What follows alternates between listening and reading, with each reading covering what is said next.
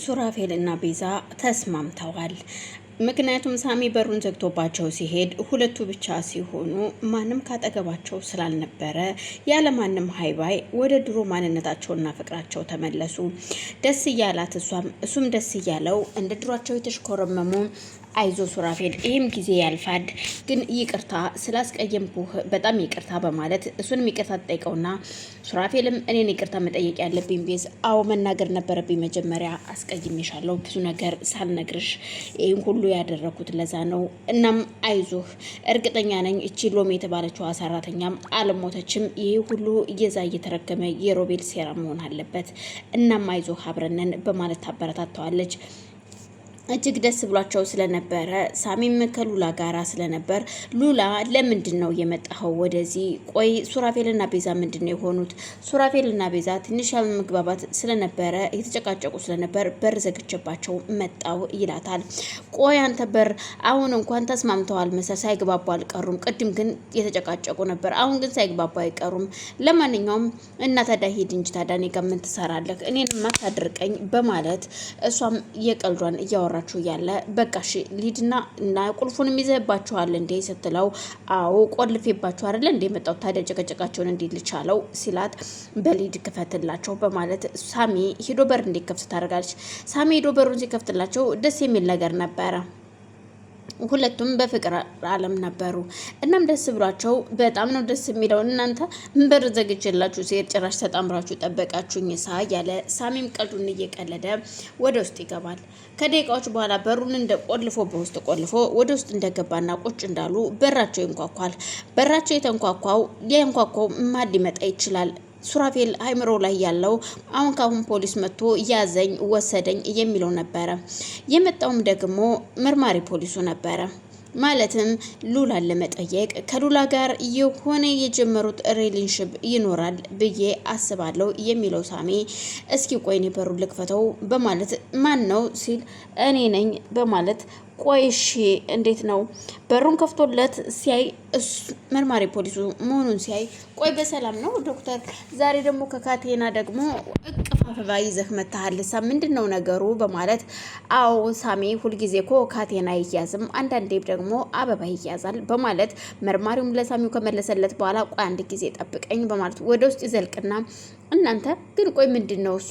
ቆይ ማን ነው የመጣው? በማለት ቤዛም ሆነ ሱራፌል ሲጠይቀው ሱራፌል ፖሊስ ነው የመጣው።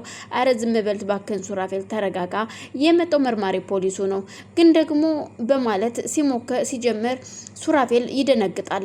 ቆይ ታዲያ እንዴት ሊመጣ ቻለ? ማን የጠራው? ማን ነግሮት ነው? በማለት ሲንበቀበቅ ቆይ እስኪ ተረጋጉ፣ ለማንኛውም የመጣው እሱ አሁን ላይ ካቴና ይዞ ሳይሆን የመጣው እቅፍ አበባ ነው።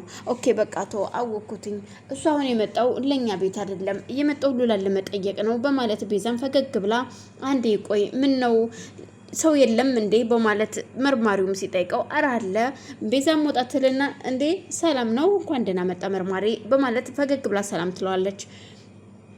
እሱም ሰላም ካላት በኋላ ተነስታ አንድ ጊዜ ቅርታ ሉላን ማግኘት እችላለሁ ወይ በማለት ሲጠይቃት፣ ቤዛም እሺ ምንም ችግር የለውም አለች።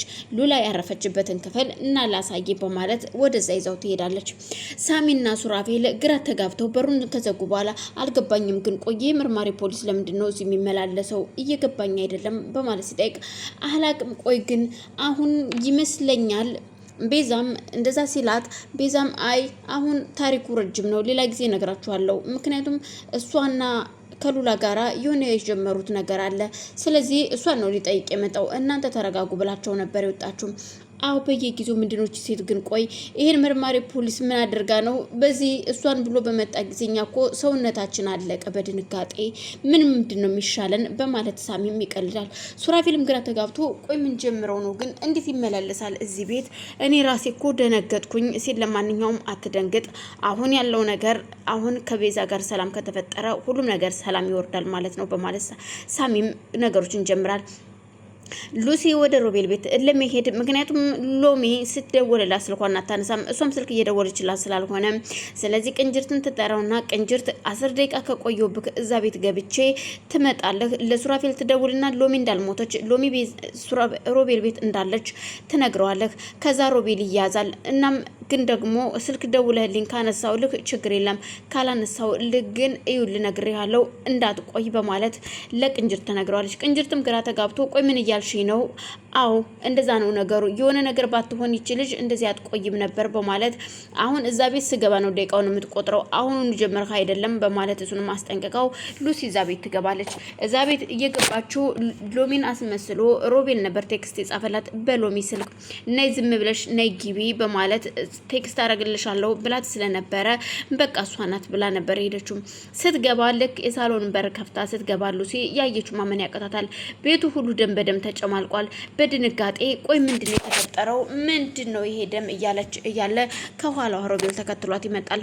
ቆይ ምን ፈልገሽ ነው? ምንድነው ታዲያ ምን ችግር አለው? ደም ነው ይሄ የሎሚ ደም ነው። ሎሚን ምን አደርጋት ነው የሚል ጥያቄ ስጠይቀው ምን አደርጋታለሁ? ምን ነው አስጠላሽ? እንዲደበረሽ ታጸጀዋለሽ? ታዲያ ምን ችግር አለው? በማለት እሷንም ለማነቅ ይዘጋጃል። ሮቤል ምን እያደረክ ነው ግን? ምንድነው የተፈጠረው? ሎሚን ምን አደርጋት ነው የሚል ነበር ጥያቄዋ። እሱም ደግሞ እኔ ምን አደርጋታለሁ ብለሽ ነው ሎሚ ምንም አላደረኳትም፣ ያው እንደምታዩ ደም ነው ያየሽው ሲላት ግራ ተጋብታ ቆይ ምክንያቱም እሱ ከዚህ በፊት ሎሚ ከሉሲ ጋር ሲገናኙ ገንዘቡንም ሆነ ስሰጣት ወረቀቱንም እንድታስፈርምላት ለሎሚ ስሰጣት ተደብቆ እያያት ነበረ። ስለዚህ አንቺንም ይዤ ማጥፋት አለብኝ የሚለውን ነገር ተያይዞታል። ሉሲም ይሄ ነገር አልገባትም ነበረ። የጻፈችላት ሎሚ መስላት እንጂ እሱ መስሏት አልነበረም ዝም ብላ ሄደችው። ስለዚህ ያለኝ አማራጭ አሁን ምንድነው? ወይኔ ጉዴ ፈላ።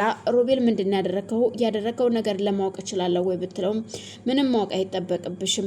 እኔ እኮ ልታገቢኝና አግብተሽኝ ልትኖሪ የነበርኩት ባልሽ ነኝ አይደል እንዴ? ምን ነው ፈራሽኝ? ለምን ትፈሪኛለሽ?